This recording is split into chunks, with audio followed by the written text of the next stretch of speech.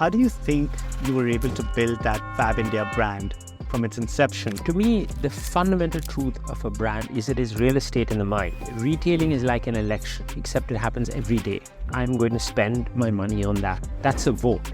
Yeah. And it happens every day. Pioneering brands are able to lead the customer in a way that gives the customer things that they find later on indispensable in their lives. Let's do an interesting thought experiment for a moment.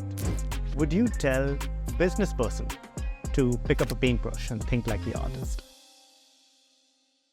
Today, I'm joined by a guest who is building an iconic brand that has an audience not only in India, but also internationally, who is running a company that is supporting not only employees, but also artisans, and is creating an organization that is making not only high-quality fabric, but also tea, supplements, and food.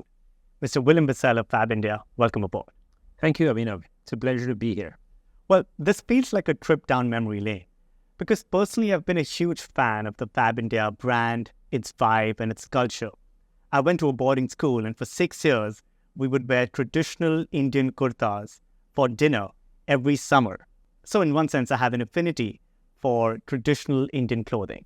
And I want to start by asking you about culture. So right off the bat, every time we wear traditional clothing, it's a piece of history that we're wearing.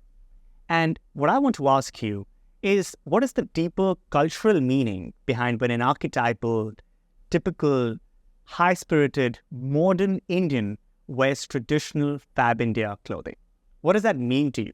Well, there are many ways you can look at something like this, Abhinav. I mean, one is you can say that, India has assumed its place among the largest economies of this world, which has been, through the growth of the economy and through the emergence of a group of people in India who've gone around the world and done exceptionally well. And that has, in turn, allowed people here to feel a great sense of pride. And what wearing a brand that resonates with your lifestyle and your culture, what it does is it affirms, in a way, your identity. I remember, I'd graduated from college a long time ago, and I didn't know what to do with my life.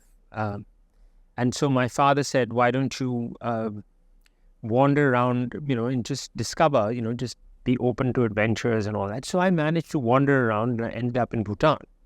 And this was in Bhutan in the late 80s. And it was an interesting place. And as soon as I got there, I realized everybody looked different. There was a deep pride in identity and culture because they all wore. The men wore something called the gho, and the women wore something called the kira, which was their traditional clothing. And I came back from that thinking, wow, this is really interesting. You can, because at that point, the idiom in India had been to copy Western brands. The feeling had been that they would say, oh, this brand is a copy of X, Y, and Z. And that was said with some pride.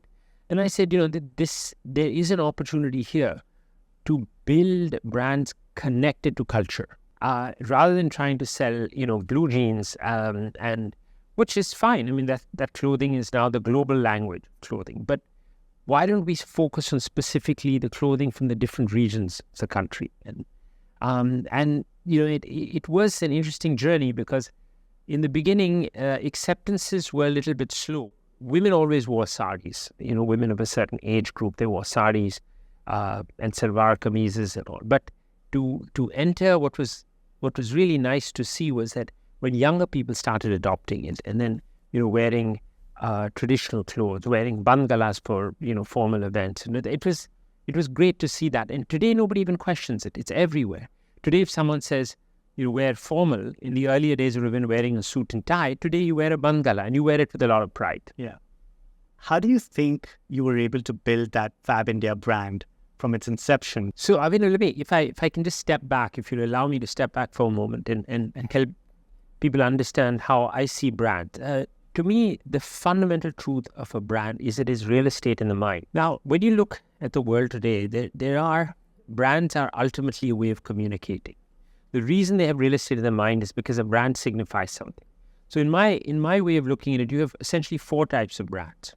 You have a brand that signals a price arbitrage, like the cheapest thing you can get anywhere. So that's one type of brand, that the cheapest product available anywhere. And those brands tend to have a weak association in that their convenience. You go there because you want to buy something inexpensive. The other kind of brand is a brand that lives on a trend. There are always often trends in every society at every time. So the brand that lives on a trend, and they tend to have a very short half-life. They're over very quickly. And the third type of brand is a brand that interests me, which is a lifestyle brand. You had earlier brought up the issue of identity and culture. And lifestyle brands are brands that are very much rooted in the identity and culture of a place. Like if you see, a lot of people who are environmentalists, who talk about the outdoors, who talk about preserving, who talk about experiencing the outdoors, you often notice that they're wearing a brand called North Face. Yeah. Because the brand North Face has been associated with a particular kind of lifestyle, preserving nature. The earth is, looking at it from the point of view of ecology and environment. And you often find, North Face, maybe Patagonia. And Patagonia is also a brand that has had an amazing CSR history. Yeah. So people wear the brand. Lifestyle brands work best when they resonate with a person's inner philosophy.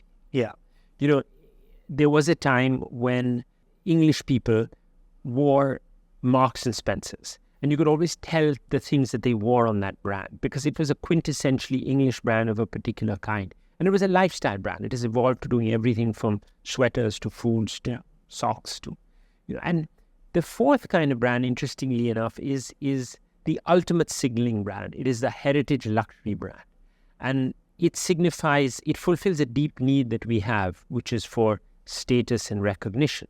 So when you wear a brand which is a luxury brand, you're signifying that, look, I am wealthy enough to afford it. Yeah. I have arrived. I am an important person. I'm a person of consequence. And it fulfills a deep human need. So when I look at the space in the world and I look at a brand, my first question is, what does it communicate to me? Yeah. Does it communicate cheapest deal? Does it communicate just momentary trend? Does it speak to something deeper in terms of identity, culture, how people want to feel a sense of belonging? Or is it about, luxury and saying that, I'm part of an elite that wears this brand or uses this brand? So, it's interesting that these four divisions have stood the test of time when you look at brands. And where would you put Fabindia in? And how were you able to get it over there? I would put it in the space of being a lifestyle brand. When you look at lifestyle brands, the most important piece of culture is history. When you look at the history of the country today, there was a freedom struggle. In the freedom struggle, Gandhiji said to the elite, stop wearing clothes made, in England and start wearing our homespun own fabrics that are made in the villages of India that provide employment, that, preserve tradition, preserve culture. And it was a very powerful symbol because my mother was alive at that time and she had seen it. She was a young girl and she saw how people left. She described how men left their suits and they started wearing, kurtas and pajamas and going to, their law offices or whatever, because for them it symbolized something. So in a way, you root the brand and they're rooted in things that are very important to the culture. There's a very famous old American brand called LL Bean. That was rooted in a sense that Americans had of being free and being, it was all about traveling and doing things with adventure and being individualistic. And, so each brand that is a lifestyle brand is actually rooted in something that comes from the culture. And a person who's grown up in that culture recognizes those things. I want to talk about how you think, because what I find most intriguing amongst all of these things is how you operate in a world of complexity with many inputs. You have the input of art, you have the input of craftspeople, you're dealing with people who are also shareholders and stakeholders in the system, you're dealing with employees, you're dealing with external stakeholders and customers. How do you contemplate and what's the scope of your worldview so that when you're making a decision which will have multiple layers of effects, that it ends up being the right decision? If you get it right, you need to have what I call the 3I view. So you need to be focused on the short-term performance, the middle, medium term, and the long term. And ultimately, your fate is decided by the customer. So if you want to lead the customer, you need to be very clear about offering them something that excites them. Because retailing is like an election, except it happens every day. So you come in with your wallet in your pocket, or you go online and you look at something and you say, I'm going to spend my money on that. That's a vote. Yeah. And it happens every day. So one of the things about understanding that is that the customer is someone who has demands of the brand, but it is also someone that the brand can lead in a direction. And I think pioneering brands are able to lead the customer in a way that gives the customer things that they find later on indispensable in their lives. Yeah. And I have a theory of business, which sort of thinks about businesses.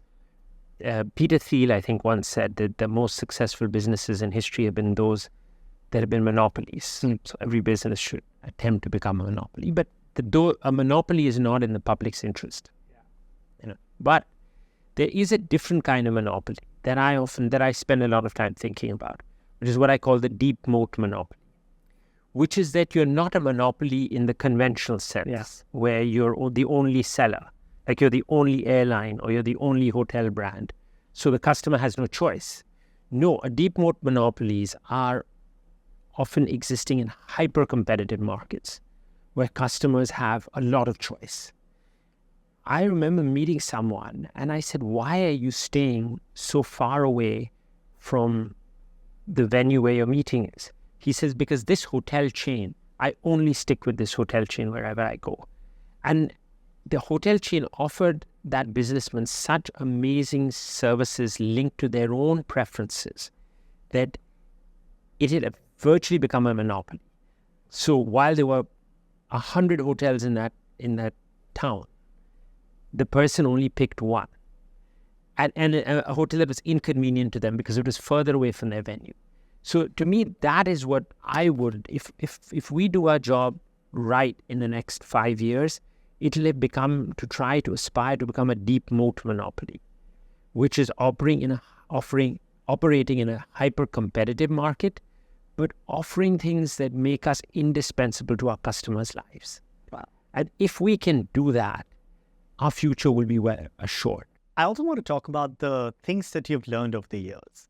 Over the years, as you've got so much exposure, done so much across various levels of society, what are the key values, skills, and the things that you have learned matter? So I think that the first thing I've learned is don't generalize. To me, that has been the biggest learning, because we tend to I was reading a report written by a very highly regarded agency, and it referred to millennials are like this and Gen Z is like that. So the first thing is my antenna goes up and said, this is just gross generalization. Not all young people believe in ABC and don't believe in XYZ. It is this broad brushing that is a kind of mental shorthand which deceives people all the time. Because it's true, if you look at any situation and you begin to generalize, the first thing is you've lost the plot. So I think that this is not a skill so much, it's just trying to listen very carefully to what people are saying. Like, for example, take a brand like Sears Roebuck. It was a great mail order catalog brand. And it had every ingredient to be Amazon. And the gulf between Sears becoming Amazon was just a tiny shift. Yeah. It had a catalog. Yeah. It used credit cards. The first time I saw a credit card being used was when something was ordered from Sears.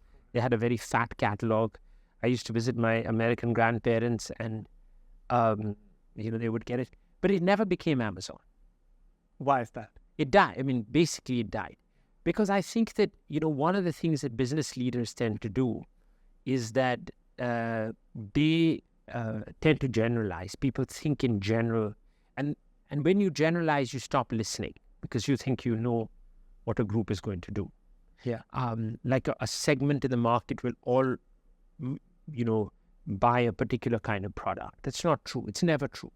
But it's marketing professionals and a lot of people like it. It looks easy on a PowerPoint presentation, but it's very deceptive.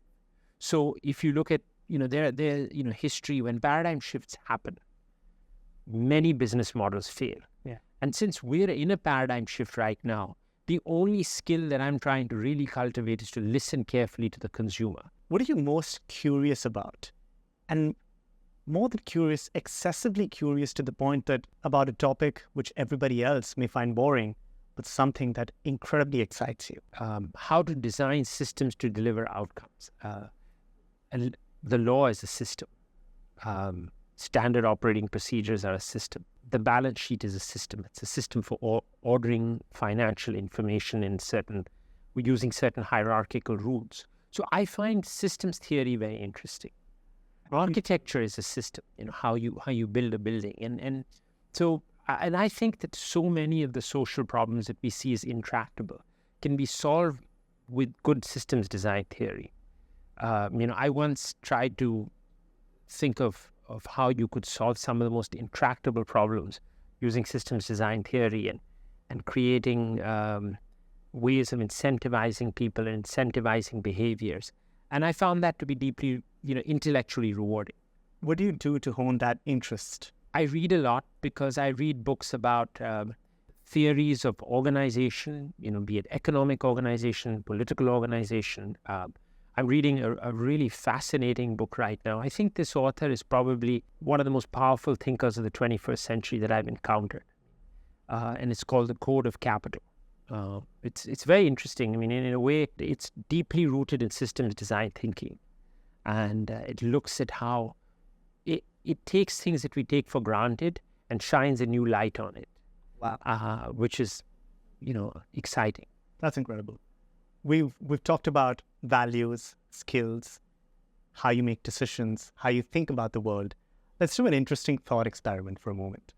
Would you tell the artist to think more like the business person and the business person to pick up a paintbrush and think like the artist? Yes, I think that it's important because business people live in a world where they're really measured on only one variable, usually. Yeah. Maybe two if they're lucky. And an artist's world has limitless possibilities. So, yeah. You have a world where a businessman comes from, which is in a way very blinkered and it's not tunnel vision in it.